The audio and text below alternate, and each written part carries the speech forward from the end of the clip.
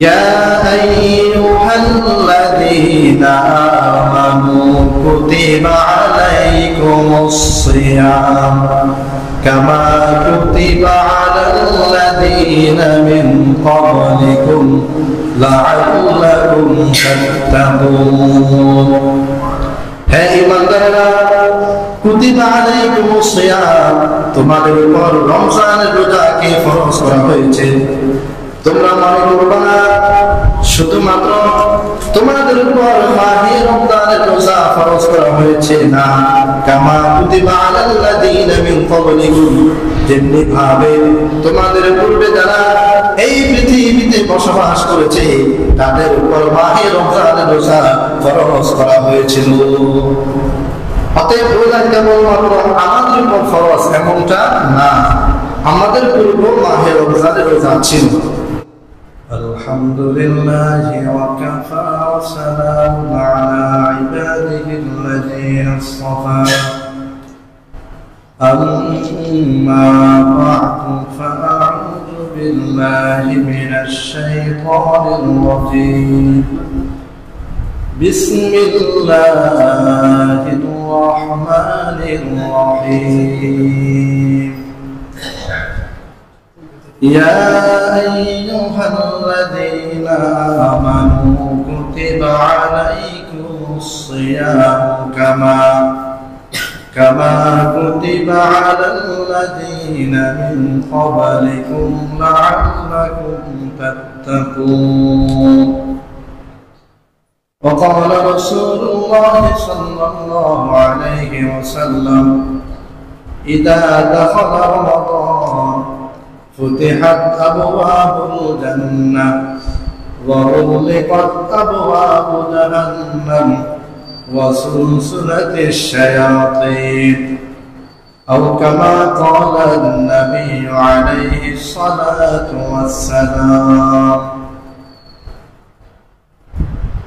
करहक से दुआ उम्मत मरहूमा के हक में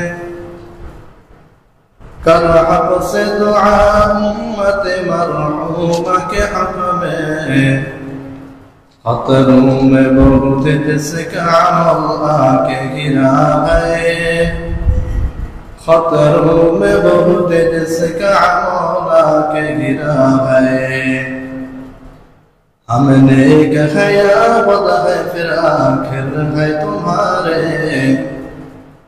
हमने कहा बद है फिर आखिर है तुम्हारे नस्बत बहुत अच्छी है अगर हाल बुरा है नस्बत बहुत अच्छी है अगर हाल बुरा है जिन खाके पे चलते हैं शहंशाह दो आलम जिन खाके पे चलते हैं शहंशाह दो आलम वो खाक हमारे लिए दरवाज़े शिफा है वो खाक हमारे लिए दरवाज़े शिफा है अल्हम्दुलिल्लाह शुक्रिया महान रब्बुल आलमीনের দরবারে যিনি আমাদেরকে মাহে রমজানের প্রথম জুমায় মসজিদ আসা বসার তৌফিক দান করেছেন এই জন্য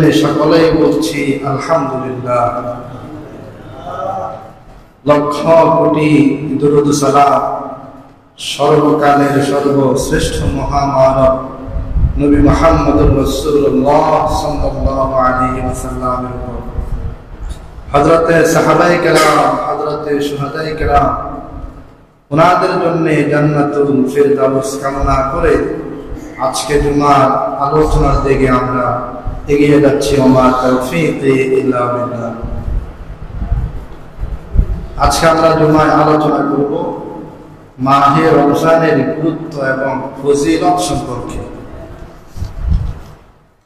আমরা এখন যে রোজা রাখি দিনের বেলা রোজা রাতে সাহারি বা রাতে খাবার দাওয়া ইসলামের প্রাথমিক যুগে এটা ছিল না ইসলামের প্রাথমিক যুগে তাফসীরে রুহুল মাআনি এবং তাফসীরে ইবনে কাসিরের মধ্যে লেখে যে ইসলামের প্রাথমিক যুগে মাগরিব থেকে এশা পর্যন্ত এই সময়টুকু শুধুমাত্র খাবার দাবার খাওয়ার অনুমতি ছিল।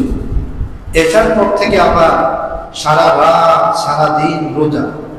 তাহলে আমরা যদি হিসেব করি তাহলে আমরা দেখি প্রায় 23 ঘন্টা রোজা ছিল। 23 ঘন্টা, কারণ মাগরিব থেকে এশা পর্যন্ত 1 ঘন্টা বা 1.5 ঘন্টা, বাকি আপনার 22 থেকে 23 ঘন্টা ইসলামের প্রাথমিক যুগে রোজা ছিল।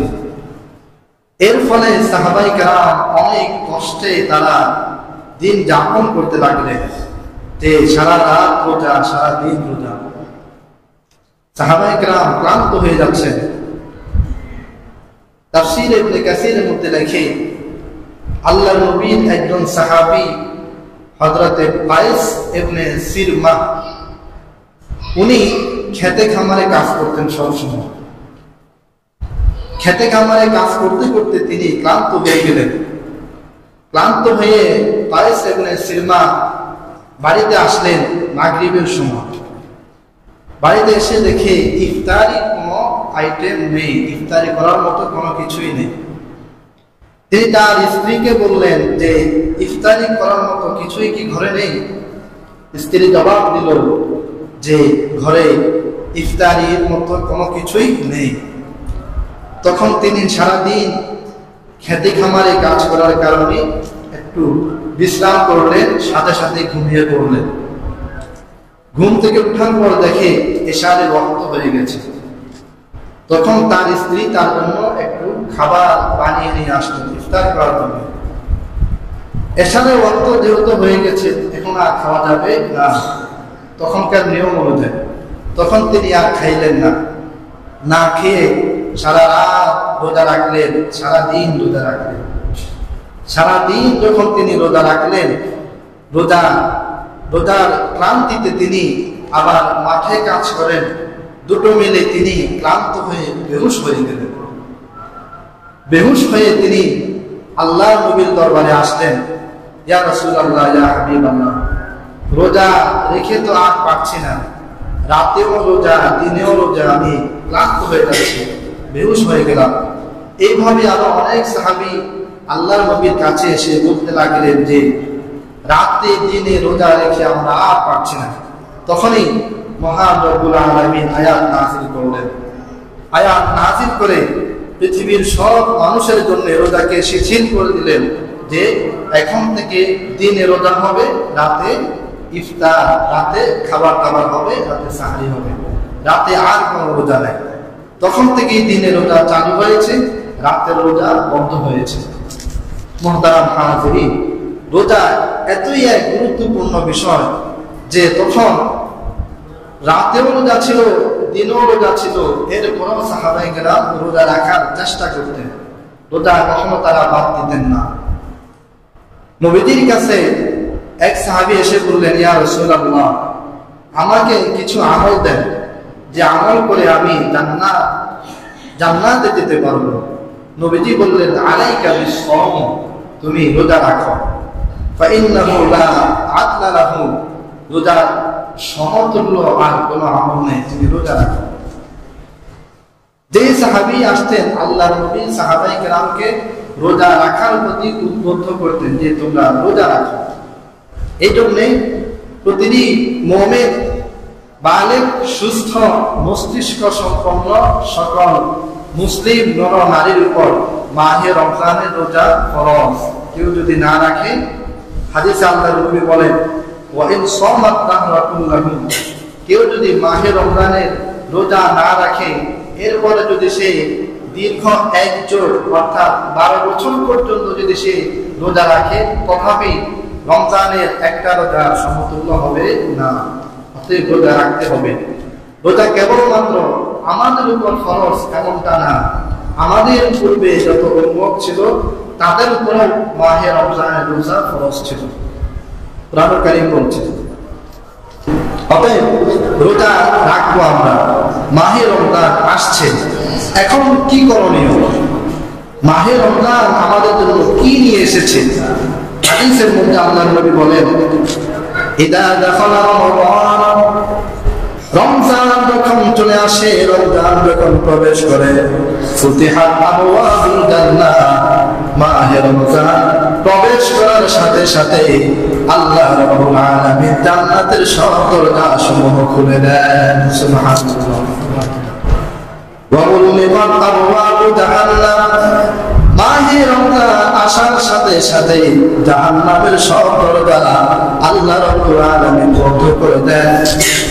ওয়াসুলসিলাতিশ শায়াতিন, শয়তানকে আল্লাহ রাব্বুল আলামিন বেড়ি শিকল করিয়ে দেন, যাতে করে শয়তানি করে মানুষের উপর মাহে রমজানের রোজা কেড়ে নিতে না পারে।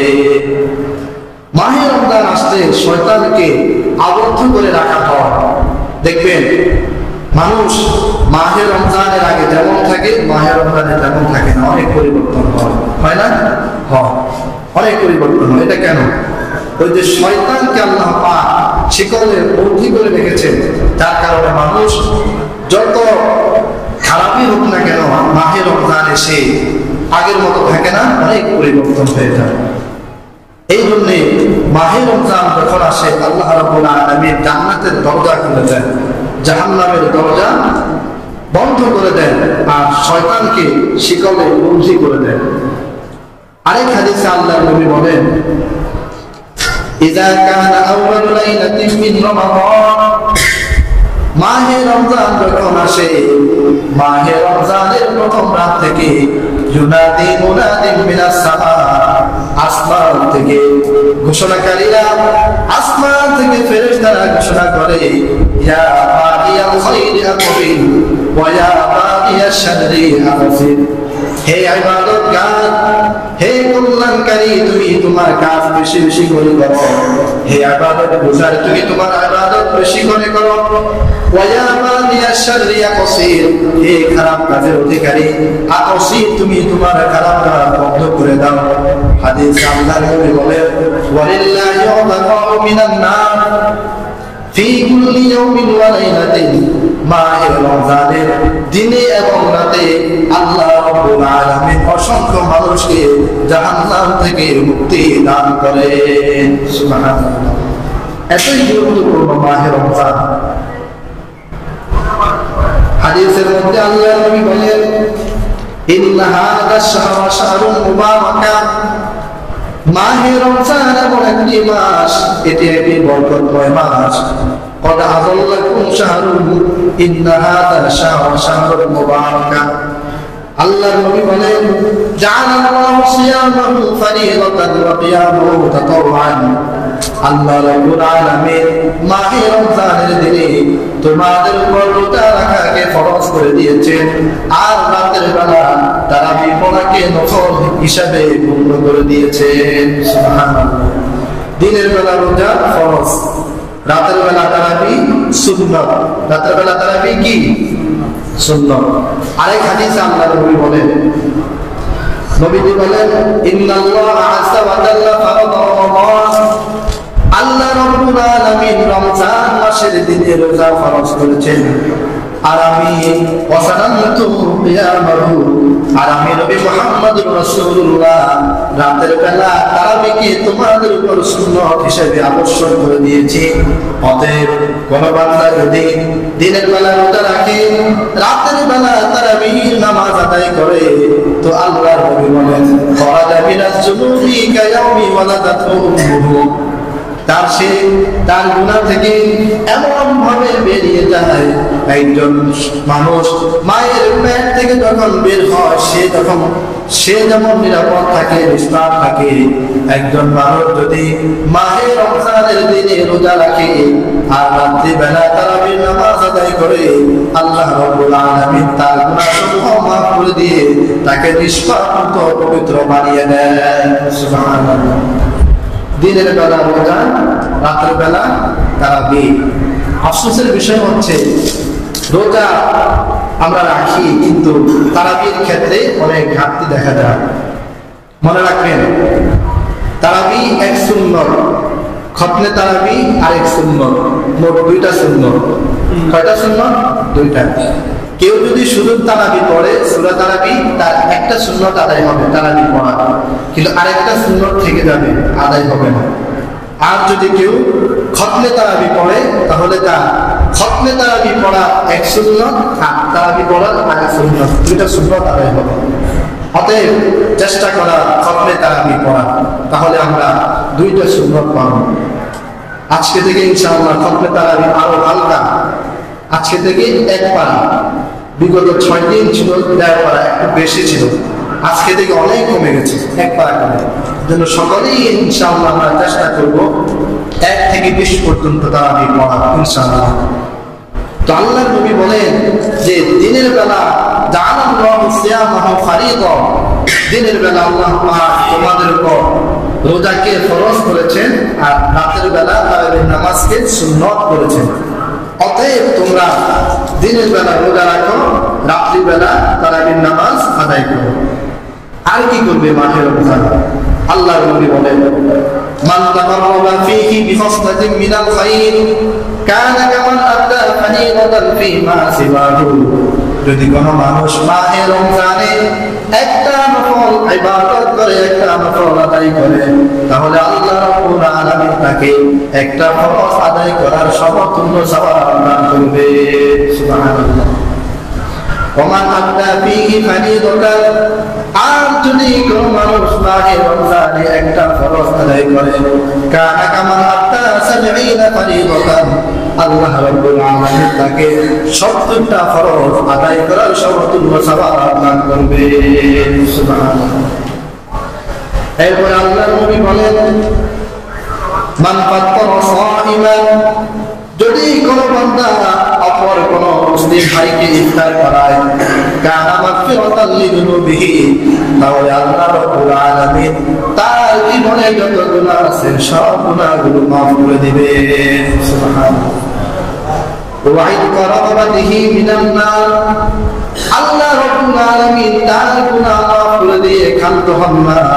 নবীজি বলেন আল্লাহ রাব্বুল আলামিন তার নামকে জাহান্নামের খাতা থেকে কাইটা জান্নাতের খাতার মধ্যে লিপিবদ্ধ করে দেয়। সুবহানাল্লাহ। ইফতার করাইলে সাহাবায়ে কেরাম প্রশ্ন করলেন, ইয়া রাসূলুল্লাহ, ইয়া হাবিবাল্লাহ, লাইসা কুল্লুনা নাজিদু, আমাদের মধ্যে সকল মানুষের সেই সামর্থ্য নাই, মানুষকে প্রতিদিন পেট ভরে ইফতার করানো সকলের সেই সামর্থ্য নাই, তাহলে আমরা কি করব?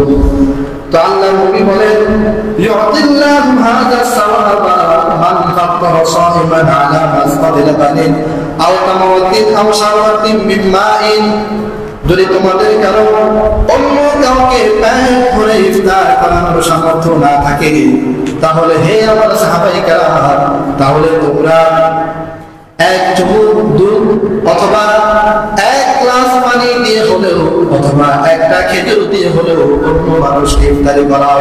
যদি এমনটা তোমরা করতে পারো, 1 চুমুক দুধ দিয়ে 1 গ্লাস পানি দিয়ে অথবা একটা খেজুর দিয়ে যদি তোমরা অন্য মানুষকে ইফতার করাতে পারো, ইউতিল্লাহু হাযা সাওয়াব, তাহলে আল্লাহ রাব্বুল আলামিন তোমাদেরকে ভরপুর সওয়াব দান করবে। সুবহানাল্লাহ।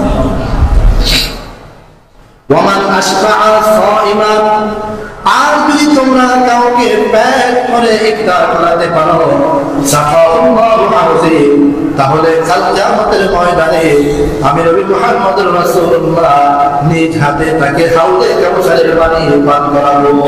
সুবহানাল্লাহ। এখানে দুইটা বিষয় নবী বলেন যে তোমরা ইফতারি করাও, যদি ভালো করে ইফতারি করাতে না পারো, যতটুকু সামর্থ্য ততটুকু দিয়ে ইফতারি করা, তাহলে আল্লাহ পাক তোমাদের জীবনের সব গুনাহ মাফ করে দেবেন। আর যদি তোমরা ভালো করে পেট ভরে ইফতারি করাতে পারো, তো আল্লাহর নবী বলেন সাকাতুল্লাহু হাউজি, কিয়ামতের ময়দানে আমি তাকে হাউজে কাউসার থেকে পানি পান করাবো। সুবহানাল্লাহ। অতএব ইফতারের ক্ষেত্রে আমাদেরকে বিজয়ীর হিসাব হতে হবে। এখানে কোনো হিসেব চলবে না, হিসাব চলবে না। আপনি কাউকে পেয়েছেন, নিয়ে আসেন, তাকে ইফতারি করান। ইফতারি করার জন্য লোকটা গরিব হতে হবে শর্ত না। ইফতারি আপনি যদি লোকটা গরিব হয়, তাকে ইফতারি করালে সওয়াব বেশি হবে, ঠিক। তবে যদি গরিব না হয়, আপনার পাড়া পড়োশি হয়, তাকে ইফতারি করান, আল্লাহ পাক আপনাকে সওয়াব দান করবেন। আর যদি লোকটা গরিব হয়, তাহলে আপনার সওয়াব আরো বেশি হবে।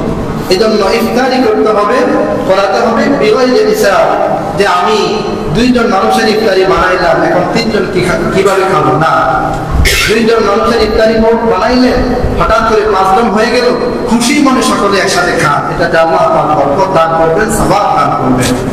এই জন্য আমাদের ইফতারি হতে হবে জুবাইলে হিসাব, কোনো হিসাব নাই, যখন যাকে পাই তাকে ধরে আমরা ইফতারি করবো ইনশাআল্লাহ। আল্লাহর নবী মাহে রমজানে আমাদের কি কি কাজ সেগুলো বলছেন যে 1 নম্বর দিনের বেলা আমরা রোজা রাখতে, 2 নম্বর রাতের বেলা তারাবির নামাজ পড়ব, 3 নম্বর মানুষকে আমরা ইফতারি করাবো। এরপরে আল্লাহর নবী বলেন ওয়াহুয়া শাহরুল আউয়ালুহু রাহমা ওয়া আওসাতুহু মাগফিরাহ ওয়া আখিরুহু ইতকুম মিনান নার।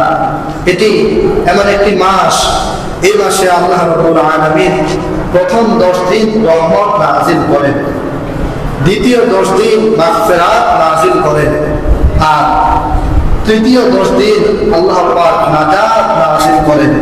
3টা ভাগ, রহমত, মাগফিরাত, নাজাত। এর অর্থ এই না যে প্রথম 10 দিন শুধু রহমত আসে, মাগফিরাত আসে না, না, এটা একটি ভাগ শুধুমাত্র, কিন্তু পুরো রমজান আমাদের জন্য রহমত, পুরো রমজান আমাদের জন্য মাগফিরাত, পুরো রমজান আমাদের জন্য নাজাত। অতএব রমজানে আমাদের 1 নম্বরের কাজ হচ্ছে আমাদের সকলের গুনাহ মাফ করে নেওয়া, আমাদের সকলের গুনাহ মাফ করে নেওয়া, এটি হচ্ছে 1 নম্বরের কাজ। একদিন আল্লাহর নবী এইভাবে মিম্বারে উঠলেন, উঠার সময় 3 বার আমিন বললেন, আমিন আমিন আমিন। সাহাবায়ে কেরাম প্রশ্ন করলেন, ইয়া রাসূলুল্লাহ, এমন তো কখনো দেখি নাই আপনি এইভাবে আমিন বলতে, মিম্বারে ওঠার সময় 3 বার আমিন বললেন কেন? নবীজি বললেন, হে সাহাবায়ে কেরাম, জিবরাইল এই মাত্র এসে আমাকে 3টা কথা বলেছে, আমি 3টা বদদুয়া দিয়েছে, আমি আমিন বলে সে বদদুয়াগুলো আল্লাহ পাকের দরবারে কবুল করে নিয়েছি।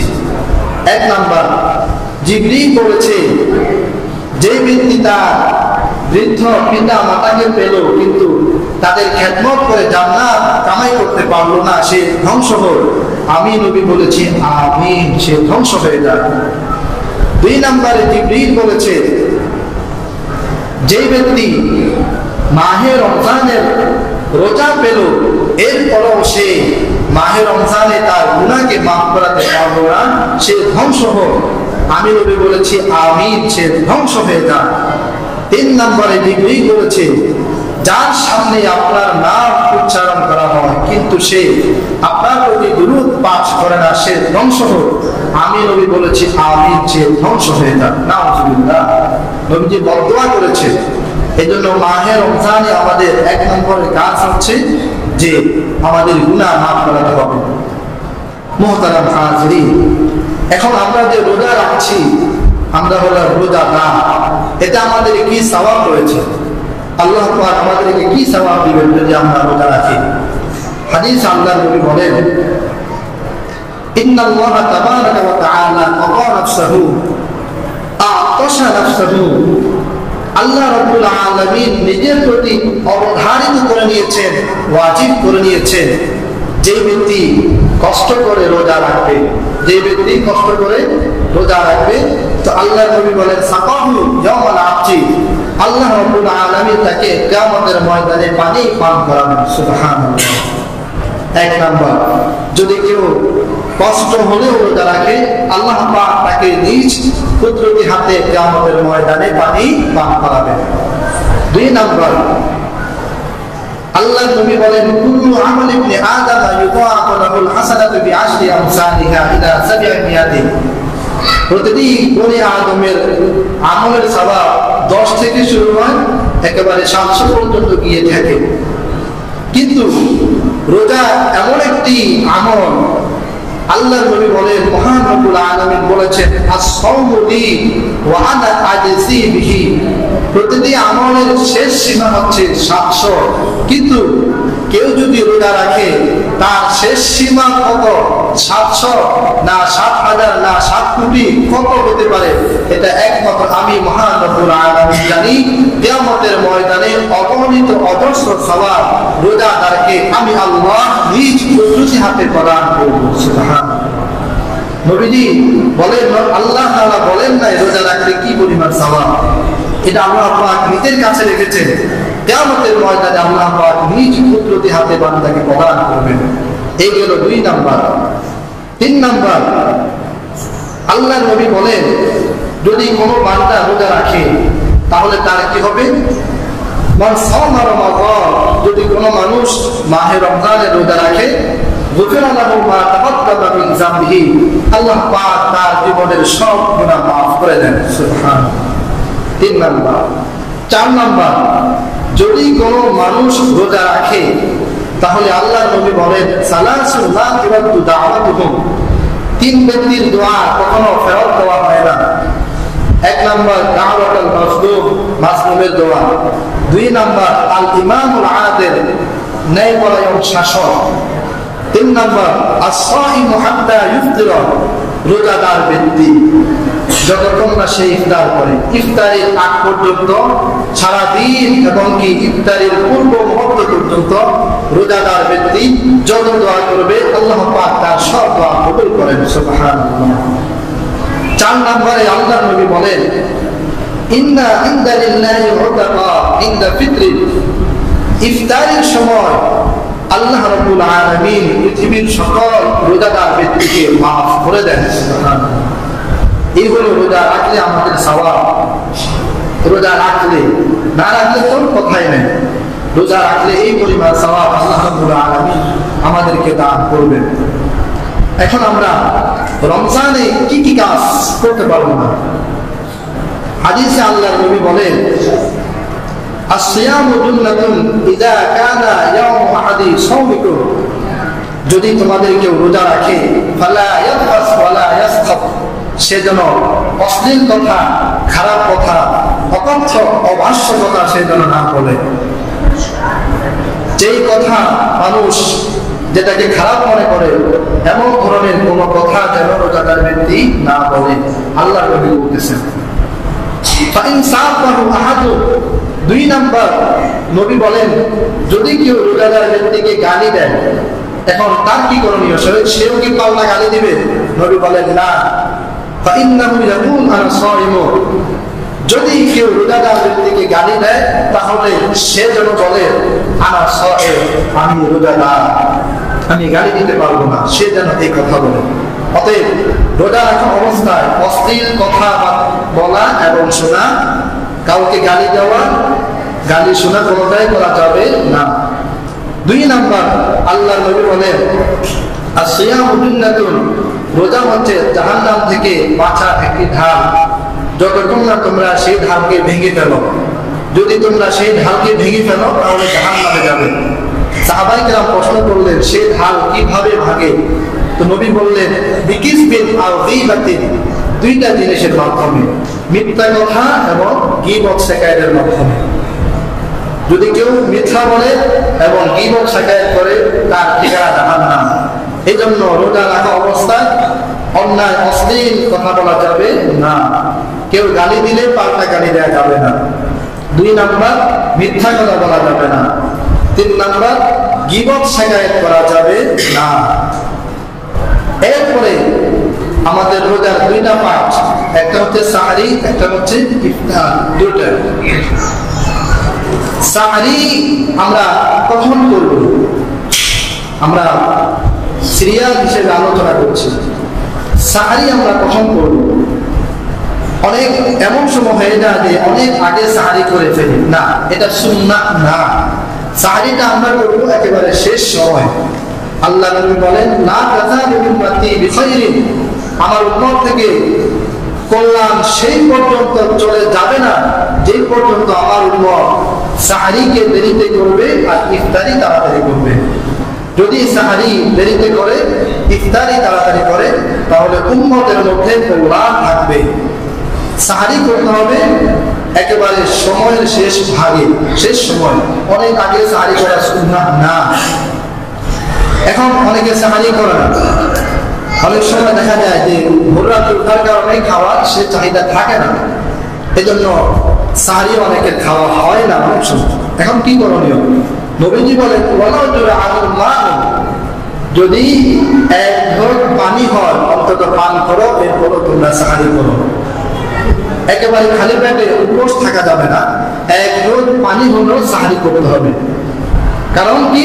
কারণ আল্লাহ নবী বলেন, ইন্না হাযা ফাসলা ওয়া বাইনা আহলিল কিতাব, আমাদের এবং ইহুদি খ্রিস্টানদের মধ্যে পার্থক্য হচ্ছে তারাও রোজা রাখে, আমরাও রোজা রাখি, তবে পার্থক্য হচ্ছে যে তারা সাহারি করে না, আমরা সাহারি করি। অতএব আপনি যদি সাহারি না করেন আপনার সাদৃশ্য হয়ে যাবে ইহুদি খ্রিস্টানদের মতো, এজন্য সাহারি করতে হবে। নবী বলেন, তাসাহারু ফাইন্না বিস-সাহুরি বারাকা, তোমরা সাহারি করো, কারণ আল্লাহ পাক সাহারির মধ্যে অনেক বরকত রেখেছেন। সুবহানাল্লাহ। আরেক হাদিসে আল্লাহ নবী বলেন, যদি মানুষ সাহারি করে তো ইন্নাল্লাহা ওয়া মালাইকাতাহু ইউসাল্লুনা আলাল মুতাসাহিরিন, যারা সাহারি করে তাদের জন্য আল্লাহ পাক এবং ফেরেশতারা দোয়া করতেই থাকে। সুবহানাল্লাহ। এই জন্য সাহারি করতে হবে। মুহতারাম হাজিরিন, আজকে আমরা আলোচনা করলাম মাহে রমজানের ফজিলত সম্পর্কে। 2 নম্বরে আমরা আলোচনা করলাম আমরা যদি রোজা রাখি তাহলে আমাদের কি সওয়াব হবে সেই সম্পর্কে। 3 নম্বরে আমরা আলোচনা করলাম যে রোজা অবস্থায় কি কি কাজ করা যাবে না। আর 4 নম্বরে আমরা আলোচনা করলাম যে সাহারি করা, সাহারি এবং ইফতার সম্পর্কে। সাহারি করতে হবে। আর ইফতার আযান হয়ে গেলে তখন ইফতারি জমা করা, এটা না, আযানের অনেক আগেই ইফতারের প্রস্তুতি নেওয়া, তাতে করে আযান হলে সাথে সাথে ইফতারি করা যায়। ইফতারি তাড়াতাড়ি করা সুন্নাহ, এটা সুন্নাহ। এই জন্যে আমরা সাহারি করবো একটু দেরিতে শেষ সময়, আর ইফতারি করবো খুব তাড়াতাড়ি। মহান রব্বুল আলামিন আমাদেরকে এই সকল কথাগুলোর উপর আমল করার তৌফিক দান করুন। ওয়া মা আলাইনা ইল্লাল বালাগ।